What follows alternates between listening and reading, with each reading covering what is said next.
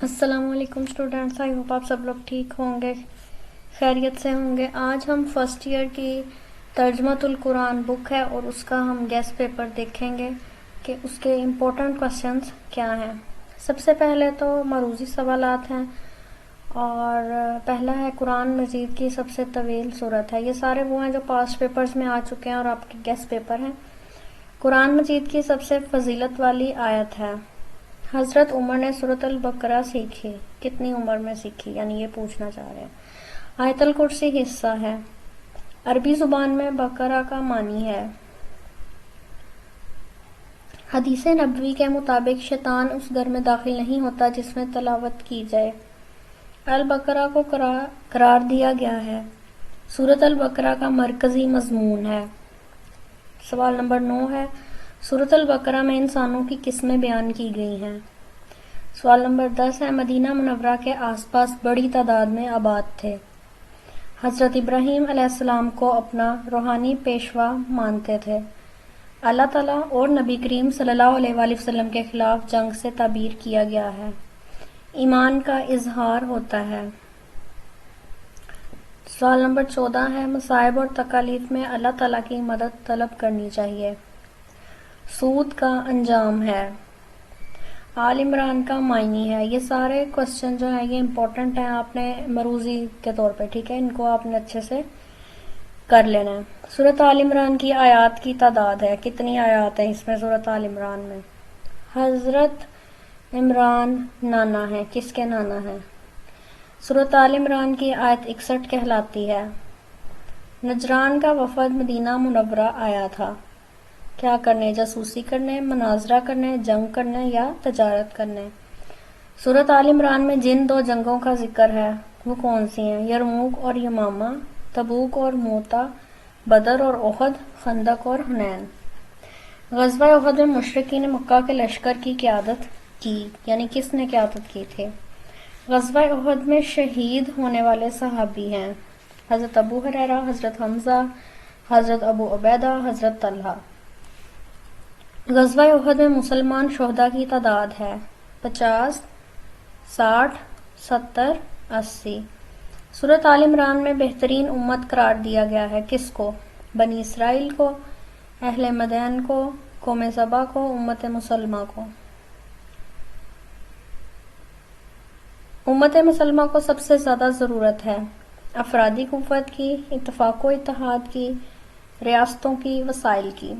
اللہ تعالیٰ کا ذکر کرنا چاہیے، غم کی حالت میں، خوشی کی حالت میں، جنگ کی حالت میں، ہر حالت میں۔ 28واں سوال ہے، اہل کتاب کی غلطیوں کا پردہ چاک کرنا اور اہل اسلام کو ان کی ذمہ داریوں کا احساس دلانا مرکزی موضوع ہے۔ سورۃ الرحمن کا، سورہ یاسین کا، سورۃ آل عمران کا، سورۃ البقرہ کا۔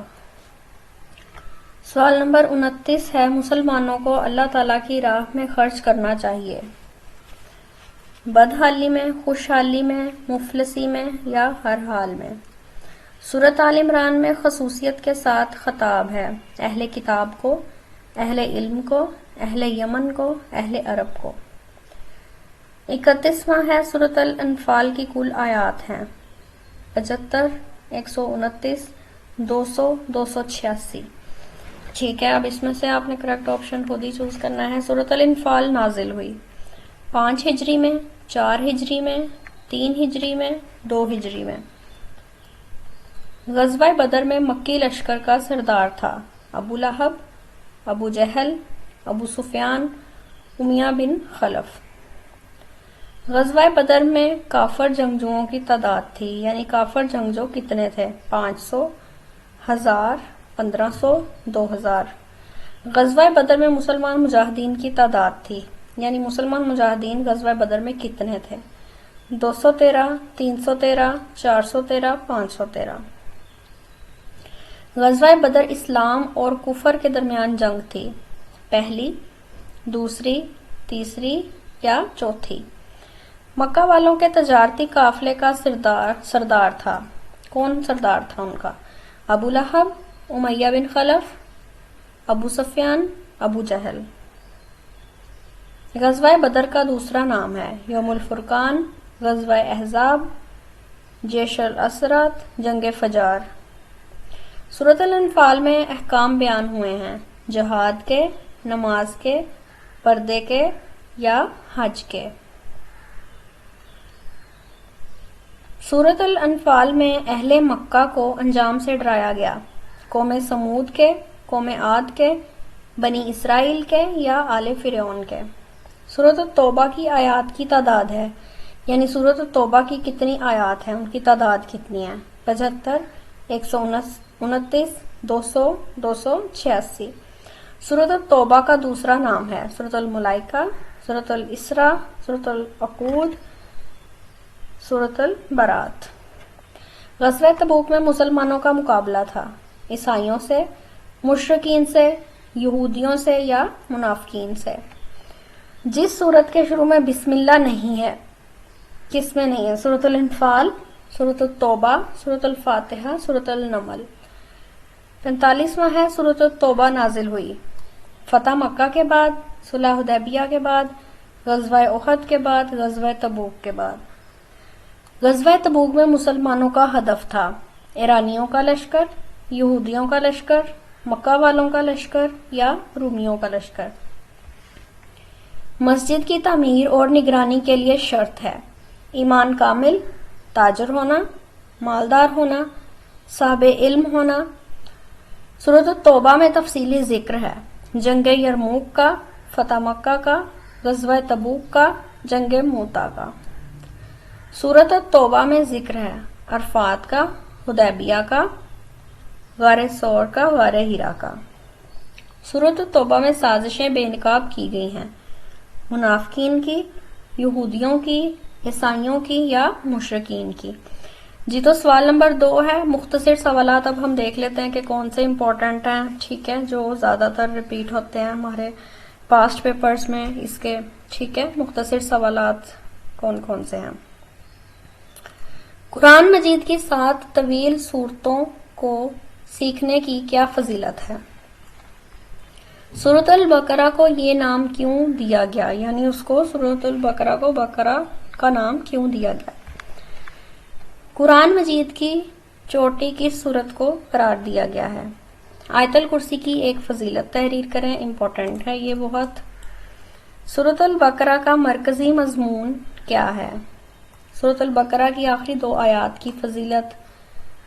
سورۃ البقرہ میں بنی اسرائیل کا تذکرہ کس طور پر کیا گیا ہے؟ حضرت ابراہیم علیہ السلام کی کیا خصوصیت تھی؟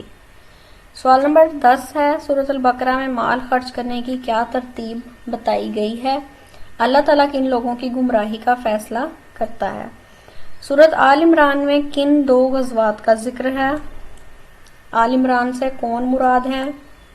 غزوہ احد کب اور کہاں پیش آیا؟ سورۃ آل عمران کی فضیلت اور ایک حدیث نبوی تحریر کریں۔ یہ سارے کوسچنز امپورٹنٹ ہیں، ان میں سے کوئی سکپ نہیں کرنا آپ لوگوں نے، ٹھیک ہے۔